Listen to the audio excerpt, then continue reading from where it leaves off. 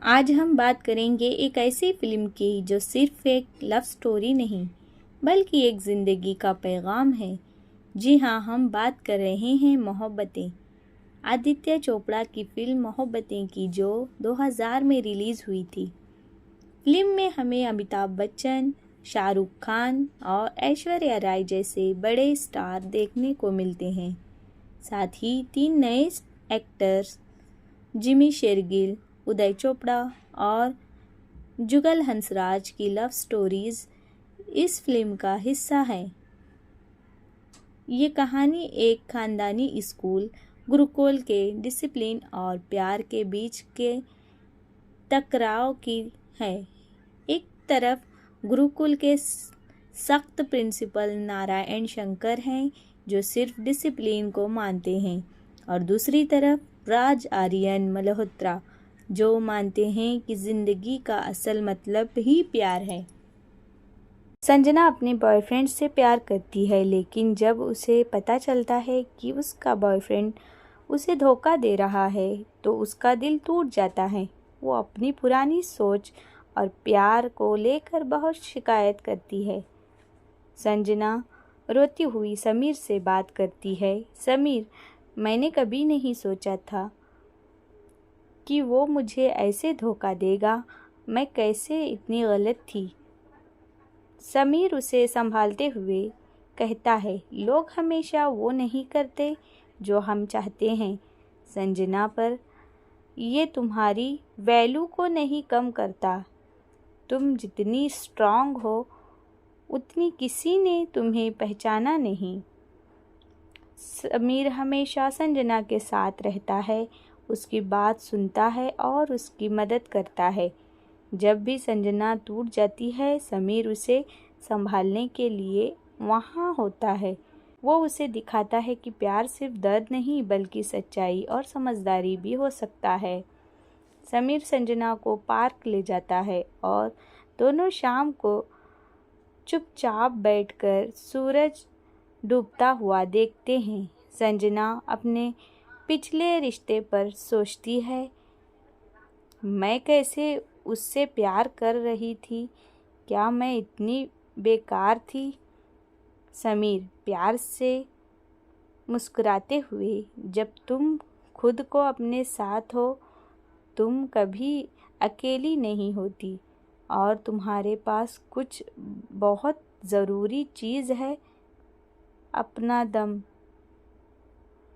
धीरे धीरे संजना को समझ आता है कि समीर सिर्फ एक दोस्त नहीं बल्कि उसके लिए कोई ख़ास है। जब समीर उसके साथ होता है तो वो पहले से ज़्यादा अपने आप को समझने लगती है। समीर के साथ गुजारी हर पल उसे ये एहसास दिलाती है कि वो उससे कुछ ज़्यादा महसूस करने लगी है। संजना अपने फ़ोन के स्क्रीन को देख रही होती है कि समीर को टेक्स्ट भेजने के लिए। संजना सोचती हुई, ये क्या है। मुझे लगता है कि मैं उससे सिर्फ दोस्ती नहीं कुछ और महसूस कर रही हूँ। आगे समीर अपने दिल की बात संजना से कह देता है। संजना जो थोड़ी हैरान थी पर फिर अपने जज्बात उसके साथ बता देती है कि उनका प्यार सिर्फ एक दोस्ती नहीं बल्कि दोस्ती से कुछ ज़्यादा है। ये मोमेंट दोनों के लिए एक नई शुरुआत होता है जहां वो एक दूसरे को समझकर प्यार करते हैं। विकी और इशिका की मुलाकात एक पार्क में होती है, जहां इशिका पार्क में एक बेंच पर बैठे हुए अपनी किताबों में खोई हुई होती है। वही विकी अपने दोस्तों के साथ बातें कर रहा होता है कि वो कितना हॉनेस्ट है और हमेशा ओरिजिनल लगता है। वो जैसा है हमेशा वैसे ही दिखता है। विकी जब इशिका को पहली बार देखता है तो अपने दोस्त से कहता है, ये मैडम किसी डिटेक्टिव नॉवेल की हीरोइन लगती है, हमेशा सीरियस लगती है। विक्की इशिका के आसपास घूमता है और छोटी मोटी बातें करने की कोशिश करता है। इशिका पहले इग्नोर करती है, पर उसकी हॉनेस्टी देखकर उसे थोड़ा थोड़ा इम्प्रेस होने लगती है। एक दिन विक्की और इशिका की फिर से मुलाकात एक कैफ़े में होती है। विक्की वाओ एक और कोइंसिडेंस लगता है। यूनिवर्स चाहती है कि हम दोस्त बने। इशिका मैं कोइंसिडेंस में बिलीव नहीं करती। विक्की पर मैं करता हूँ और आपको दोस्ती में भी बिलीव करना चाहिए। वैसे कॉफ़ी के साथ एक हॉनेस्ट ओपिनियन फ्री है। इशिका फाइनली स्माइल कर लेती है और बात करने लगती है। दोनों की बातचीत बढ़ने लगती है। विक्की इशिका की पर्सनैलिटी के सीरियस साइड को बैलेंस करने की कोशिश करता है। वो हमेशा उसके हंसते हुए और इशिका के उसके केयरफुल एटीट्यूड की रिस्पेक्ट करने लगती है। एक दिन विक्की एक्सीडेंटली इशिका की डायरी देख लेता है, जो कैफ़े में छूट गई है। उसे पता चलता है कि इशिका का एक पेनफुल पास्ट है जिसमें उसका ट्रस्ट तोड़ दिया गया था। विक्की अब समझा क्यों वो इमोशन को लेकर इतनी कंफ्यूज है, पर मैं उसका ट्रस्ट वापस जीतूंगा। विक्की इशिका के साथ ज़्यादा अंडरस्टैंडिंग होने की कोशिश करता है। एक दिन इशिका से डायरेक्टली बात करता है। विक्की, इशिका, मैं जानता हूँ कि तुम्हें अपने पास्ट की वजह से दोस्ती और प्यार से डर लगता है, पर ट्रस्ट तो एक चांस देने से बेहतर है। इशिका सरप्राइज, तुम कैसे इतनी श्योर हो कि मैं तुम पे ट्रस्ट कर पाऊंगी? विक्की, क्योंकि मैं अपनी हॉनेस्टी और तुम्हारे दिल जीतने की कोशिश कभी नहीं छोड़ूंगा। इशिका इमोशनल हो जाती है, पर कुछ नहीं बोलती। दोनों के बीच एक डोरी बन जाती है। एक दिन इशिका विक्की को इग्नोर करने लगती है। विक्की उसे पेश देता है, लेकिन एक फाइनल एफर्ट करने का सोचता है। विक्की इशिका को एक पार्क में बुलाता है जहां वो पहली बार मिले थे। विक्की, इशिका, मैं ज़्यादा कुछ नहीं बोलूँगा, बस इतना कहना है कि मैं तुम्हारे साथ वो हॉनेस्टी और मस्ती शेयर करना चाहता हूँ जो तुम्हें डिज़र्व करती हो। मैं तुम्हें हमेशा खुश रखूँगा। इशिका उसकी आँखों में देखती है और इमोशनल हो जाती है। इशिका, तुम्हें कैसे पता कि मैं तुम्हारी हॉनेस्टी और मस्ती के बिना नहीं रह सकती? विक्की स्माइलिंग, क्योंकि तुम्हारे स्माइल का मैजिक मुझे हमेशा जीत लेता है। इशिका हंसी के साथ रोती है और दोनों एक दूसरे को हक करते हैं। रोमांटिक सीन दिखाया जाता है जिसमें दोनों कॉफ़ी डेट्स, मस्ती भरे मोमेंट और एक हैप्पी लाइफ जीते दिखाई देते हैं। ज़िंदगी तभी कंप्लीट होती है जब हॉनेस्टी और प्यार का बैलेंस हो। अगर तुम्हारे साथ वो स्पेशल इंसान हो तो ज़िंदगी एक जर्नी नहीं, एक एडवेंचर बन जाती है। ये कहानी हॉनेस्टी, मस्ती और इमोशनल कनेक्शन की ज़रूरी को कैप्चर करती है, जो विक्की और इशिका की लव स्टोरी को रिलेटेबल और हार्टफुल बनाता है। करण और कविता एक दूसरे को पहली बार मंदिर में मिलते हैं और यूं ही उनकी रोज़ मुलाकात होती रहती है। कविता करण से बात नहीं करती, फिर भी ऐसे ही मिलती रहती है। एक दिन करण को हाथ में चोट लगती है।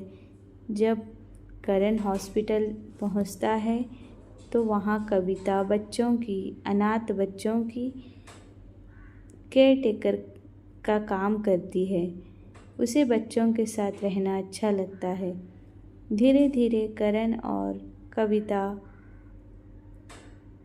अच्छे दोस्त बनते हैं और करण को पता चलता है कि कविता की शादी तय हो चुकी थी और धीरे धीरे करण कविता से प्यार करने लगता है। लेकिन कविता को थोड़ी देर बाद इसका एहसास होता है कि करण उससे प्यार करता है और उसका प्यार उसके लिए सच्चा है। कविता एक बड़ा फैसला लेती है, अपने अरेंज मैरिज को तोड़ देने का। ये मोमेंट देखते ही और कविता दौड़कर करण के पास चली जाती है और अपने प्यार का इजहार करण से करती है। वो दोनों खुशी खुशी अपनी ज़िंदगी बिताते हैं।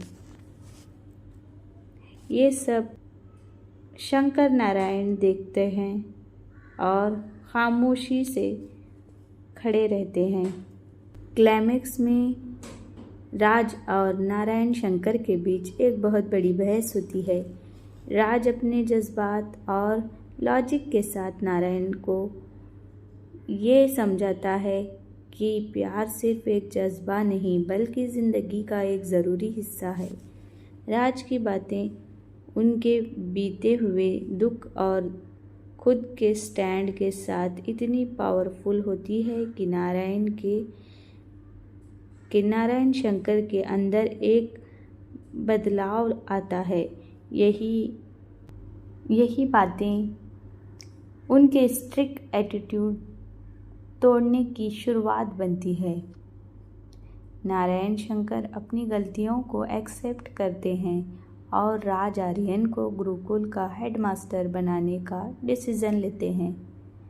फिल्म अपनी फाइनल और मोस्ट इम्पैक्टफुल सीन पर आती है, जहां नारायण शंकर, जो हमेशा डिसिप्लिन और रूल्स एंड एडवोकेट रहे हैं, फाइनली अपनी गलतियों को एक्सेप्ट करते हैं। उन्हें ये समझ आता है कि ज़िंदगी के हर पहलू में एक बैलेंस होना चाहिए और इस रियलाइजेशन के साथ वो राज आर्यन को गुरुकुल का नया हेडमास्टर बनाते हैं। ये डिसीज़न एक नए दौर की शुरुआत करता है, जहां प्यार और पॉजिटिविटी की जीत होती है। मोहब्बतें सिर्फ एक फिल्म नहीं बल्कि एक लेसन है। प्यार सिर्फ एक जज्बा नहीं बल्कि ज़िंदगी का एक ज़रूरी हिस्सा है। मोहब्बतें एक टाइमलेस क्लासिक है जो सिर्फ एक कहानी नहीं बल्कि एक लाइफ लेसन है। ये हमें सिखाती है कि प्यार एक जज्बा है जो ज़िंदगी को जीने लायक बनाता है। अमिताभ बच्चन और शाहरुख खान का पावरफुल क्लास और नए एक्टर की फ्रेश लव स्टोरीज़ इस फिल्म को एक अनोखी जगह देती है, एक ऐसी जगह जो हर जनरेशन के दिल में ज़िंदा है। तो ये थी मोहब्बतें की कहानी जो हमें सिखाती है कि ज़िंदगी एक हर पहलू में प्यार का एक अहम रोल अदा होता है। तो दोस्तों, ये थी मोहब्बतें की कहानी, एक कहानी जो हमें ये याद दिलाती है कि प्यार सिर्फ एक दिल का जज्बा नहीं बल्कि ज़िंदगी को एक मकसद देता है। अगर आपको ये एक्सप्लेनेशन पसंद आई हो तो वीडियो को लाइक करें, अपने दोस्तों के साथ शेयर करें और चैनल को सब्सक्राइब करना भूलें नहीं। मिलते हैं एक नए वीडियो के साथ।